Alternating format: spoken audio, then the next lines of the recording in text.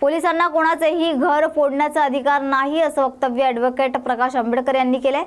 त्याचबरोबर पुतळ्याच्या ठिकाणी लाठीचार्ज समजू शकतो, मात्र इतर ठिकाणी मारहाण झाली आहे। काही व्हिडिओमध्ये पोलीस मारहाण करतायत, तर मारहाणीच्या व्हिडिओची सत्यता पाहिल्यानंतर मी उत्तर देईन असंही प्रकाश आंबेडकर यावेळी म्हणाले। वकिलांसोबत बैठक झाली, आता इथून पुढे काय शेड्यूल असतं? ते आता माझ्या अंदाजानं जे बॉडी मला वाटतं परभणीला येते,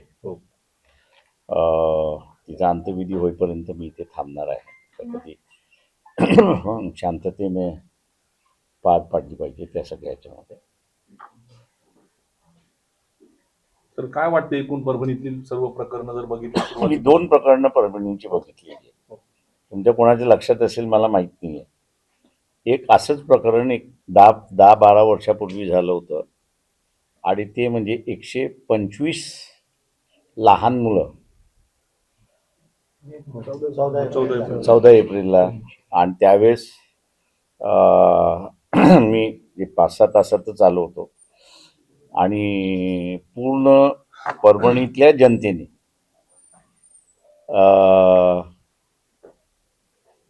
स्वतःच्या घरातले कूलर्स, सादरी, औषधाला लागणाऱ्या मेडिकलची दुकानं जी होती त्या सगळ्यांनी असं स्वतःहून एक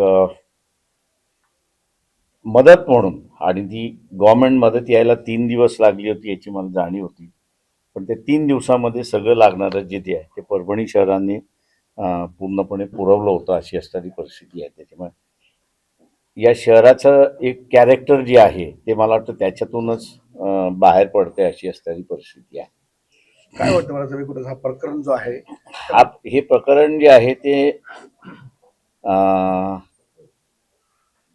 नेमकं ती जी व्यक्ती आहे, पवार नावाची असणारी जी व्यक्ती आहे,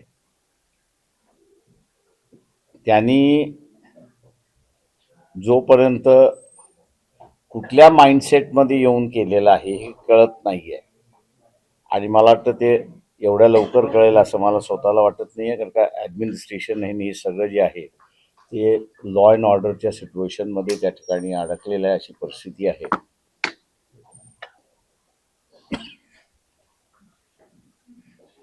त्याच्यामुळे मला असं वाटतं की या परिस्थितीवरती कुठल्याही पद्धतीने असणारं भाष्य करणं आणि पोलिसांची जे ॲक्शन झालेले आहे, या पोलिसांच्या ॲक्शन्स ज्या आहेत या कोऑर्डिनेटेड होत्या की अनकोऑर्डिनेटेड होत्या, याचंही अजून असणारा कुठेही स्पष्टपणे येत नाही आहे। मी शासनातल्या काही अधिकाऱ्यांशी ज्यावेळेस बोललो तर ते म्हटले आज आमची असणारी पहिली प्रेफरन्स जी आहे ती लॉ अँड ऑर्डर मेंटेन करणं, शांतता मेंटेन करणं,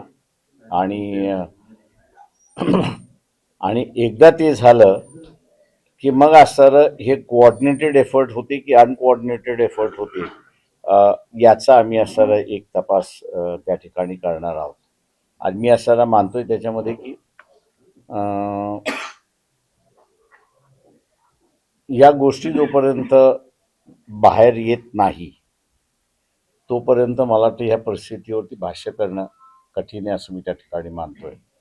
माझा अजून असणारा इथले SP असतील किंवा IG असतील, दोघांशी टेलिफोनवरतीच बोलणं झाले, पण प्रत्यक्षात काही रुबरू झालेलं नाही।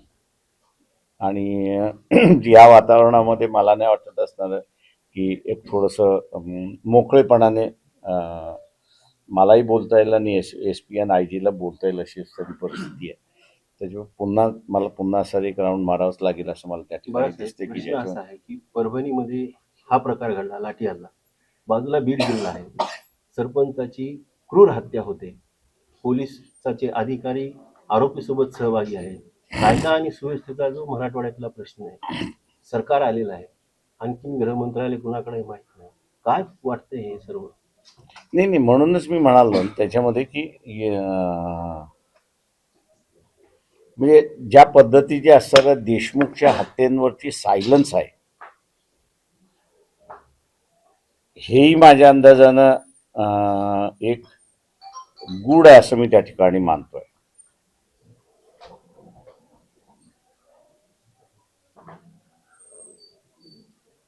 तिथे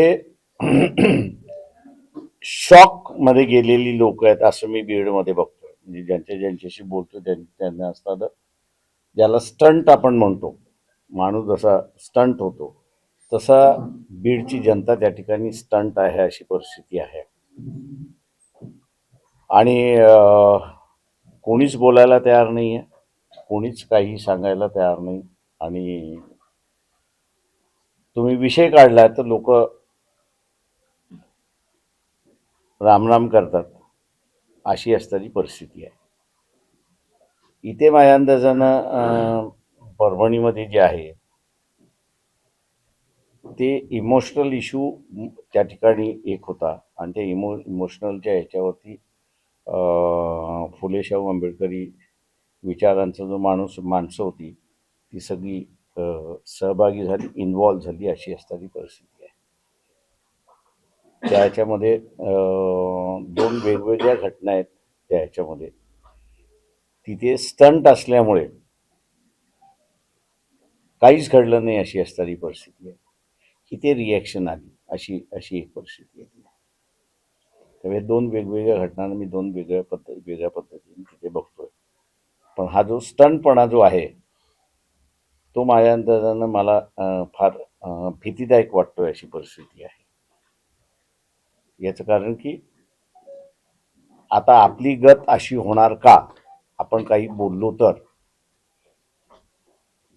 दोन्ही बाजूने, म्हणजे वंजारी समाजाच्याही बाजूने तीच आहे आणि मराठा समाजाच्याही बाजूने तीच आहे, किंवा आपली गत अशी होणार का याच्याबद्दलचं असणारं लोक स्टंट आहेत. आणि मग ती मला असणारं भीती फार, ज्याला आपण म्हणतो की स्केअरी, ज्याला इंग्रजी शब्द आपण वापरतो, अशी आहे अशी मी त्या ठिकाणी मानतो.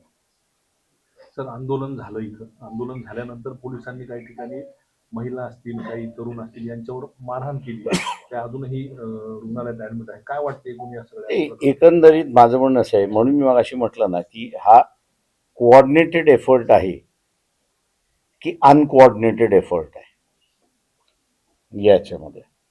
आता हा आता इमिजिएटली वरचे अधिकारी काही बोलतील का असं मला वाटत नाहीये त्या सगळ्या ह्याच्यामध्ये. हे जर अनकोऑर्डिनेटेड असेल तर मी म्हणेन ही फार मोठी गंभीर बाब आहे. सोमनाथ सूर्यवंशी यांचा जो मृत्यू झाला याबद्दलही काय वाटते एकूण आपल्याला? ते कोण दोषी आहे? माझं म्हणणं असं आहे की इथल्या असणाऱ्या सोमनाथ सूर्यवंशीच्या ह्याच्यामध्ये मीच IGN SP ना म्हणालो होतो की यांचे जे पोस्टमॉर्टम आहे हे अशा मेडिकल कॉलेजमध्ये झालं पाहिजे की ज्यांच्याकडे फॉरेन्सिक डिपार्टमेंट आहे. आणि औरंगाबादमध्ये फॉरेन्सिक डिपार्टमेंट आहे, अत्यंत चांगलं फॉरेन्सिक डिपार्टमेंट आहे. आणि तिथे मग त्यांचं पोस्टमॉर्टम करायचं त्या ठिकाणी ठरलं. कोर्टाला सुद्धा त्या पद्धतीने असं अर्ज काढला, पण तो प्रेस करण्याची गरज पडली नाही, का ॲडमिनिस्ट्रेशनने ते असताना मान्य केलं अशी परिस्थिती आहे. आणि तिथे असणारं लक्षात आलेलं आहे की मल्टिपल इंजरीज आहेत. ते म्हणजे मी नेहमी म्हणत असतो की आपल्या इथे पोस्टमॉर्टम म्हटलं की विस्कारा काढून घेतला की लोकांना असं वाटत नाही आता सगळं बरं होणार. लोकांच्या माहितीसाठी असताना सांगतो की पोस्टमॉर्टम हे दोन पद्धतीचं आहे. एक फॉरेन्सिक डिपार्टमेंट पोस्टमॉर्टम करतं आणि एक पॅथॉलॉजिकल डिपार्टमेंट असताना पोस्टमॉर्टम करतं. पॅथॉलॉजी हे जे पोस्टमॉर्टम करतं ते विस्कारा काढून घेतं आणि लिक्विड ॲनालिसिस करून पॉयझन आहे की नाही, अमुक आहे की नाही ही त्याच्यामध्ये असणारं सांगतात. परंतु आता जे असणारं सूर्यवंशीचं जे असणारं फॉरेन्सिक डिपार्टमेंटने जे पोस्टमॉर्टम केलेलं आहे त्याच्यामध्ये सगळ्यात सूक्ष्म बाबी ह्या आलेल्या आहेत. त्याच्या नर्व्स कशा होत्या, त्याचे मसल्स कसे होते, त्याचे बोन्स कसे होते, त्याला शॉक नर्व्सला किती बसलेला आहे, आणि त्याच्यामुळे कॉज ऑफ डेथ हे आता तिथे इस्टॅब्लिश झालेलं आहे की त्याला मारहाणीमुळे त्याचा कॉज ऑफ डेथ आहे अशी परिस्थिती आहे. मी शासनाला असं हे म्हणतोय की त्याच्यामध्ये आपल्या इथे असणारा जिवंत माणसाला महत्त्व असतं, पण मेलेल्या माणसाला महत्त्व नाही.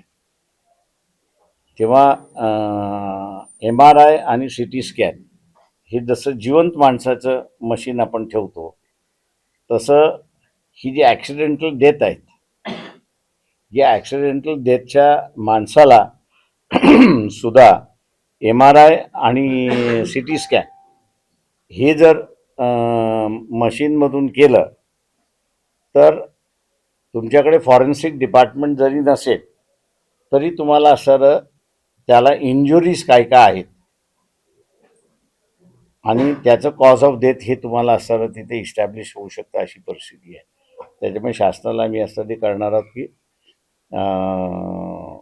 पोस्टमॉर्टमचे नियम जे आहेत त्याच्यामध्ये नुसतं पॅथॉलॉजिकल नाही तर असणारं फॉरेन्सिक डिपार्टमेंटच्या ह्याच्यामार्फत सुद्धा त्याचं पोस्टमॉर्टम झालं पाहिजे. तिचे आज मला वाटतं सूर्यवंशीचं फॉरेन्सिक झाल्यामुळे त्याचं कॉज ऑफ डेथ तिथे इस्टॅब्लिश झालं, अशी परिस्थिती. बाळासाहेब, परवाच्या दिवशी केंद्रीय मंत्री रामदास आठवले इथं आले होते. त्यांनी पत्रकार परिषदेमध्ये असं सांगितले की जे गुन्हे आहे ते गुन्हे वापस घेण्यासाठी मी मुख्यमंत्र्यांना बोललेलो बी आहे आणि बोलणारही आहे. मात्र काल मुख्यमंत्री देवेंद्र फडणवीस यांनी नागपूर येथे असं विधान केले की हिंसा करणारे जे व्हिडिओ आहेत त्याच्यामधले आरोपींना आम्ही अजिबात माफी देणार नाही. केंद्रीय मंत्र्यांचं स्टेटमेंट सिरियस नाही का असं वाटतं तुम्हाला? No comment. सर, घटनेनंतर आतापर्यंत अनेक व्हिडिओ व्हायरल झाले. एक व्हिडिओ काल असं समाज माध्यमात व्हायरल झाला की त्यात एका व्यक्तीला अमानुषपणे मारहाण केली जाते. म्हणजे अमानुष तो व्हिडिओ ह्याच परिसरातला आहे. एकच व्यक्ती होता, त्याला बेदम मारहाण झाली. अशा पोलीस कर्मचाऱ्यांना त्यांनी जे मास्क लावलेले होते ते पोलीस कर्मचारी होते की इतर कोणी होते, असं सुद्धा संशय व्यक्त केला जातो. ते इथे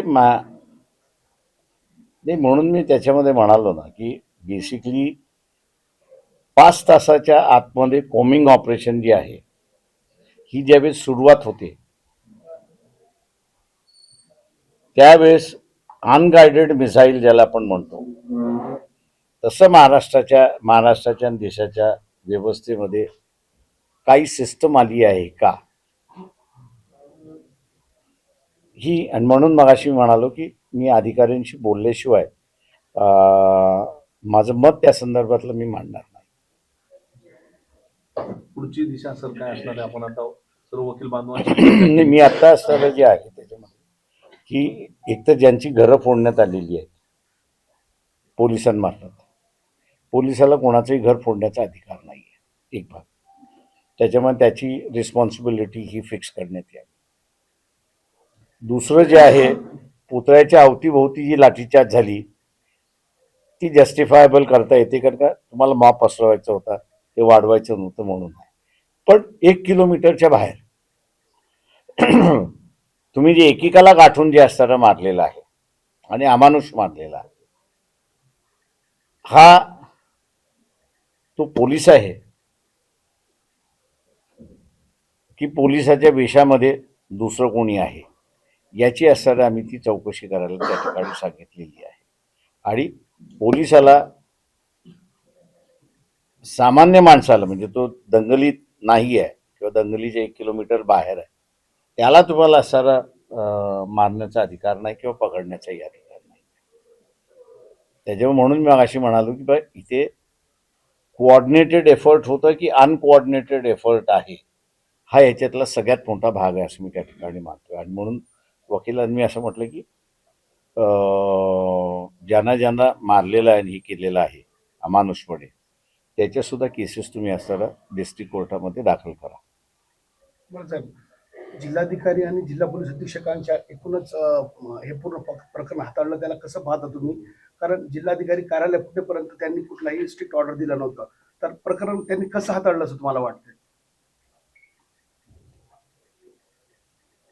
ती मला असं वाटतं की पहिल्यांदा ज्यावेळेस असताना हे म्हणजे स्पॉन्टेनियसली दंगल झाली असती तर मी समजू शकलो असतो की बा ती स्पॉन्टेनियस दंगल होती आणि त्या ह्याच्यामध्ये होती. पण इथे माझ्या अंदाजानं जे आहे, म्हणून मी मग अशी म्हणालो की अजून मी थोडंसं ओपिनियन व्यक्त करायला हेजिटेंट आहे. तर काही व्हिडिओ मला असं पोलीसच लाठीचार्ज करतात आणि दगड मारतात हे आलेलं आहे. त्याच्यामुळे ते ट्युटर्ड व्हिडिओ आहेत किंवा क्लोनिंगचे व्हिडिओ आहेत ते मी थोडंसं जरा बघायला सांगितलेलं आहे. आणि मला एकदा कळलं की ते जेन्युइन आहेत, मग मी माझं मत त्या ठिकाणी व्यक्त करेन. व्यापाऱ्यांनी कुठले असा आरोप व्हिडिओ केला जे नागरिक फोडतायत ते का पोलीस फोडतायत कलेक्टर ते? आणि एसपींच्या दुर्लक्षामुळे हे आंदोलन चिघळलं. त्यांच्यावर निलंबनाची कारवाई करावी. त्यांनी जर पावलं उचलली असती तर हे आंदोलन चिघळलं नसतं.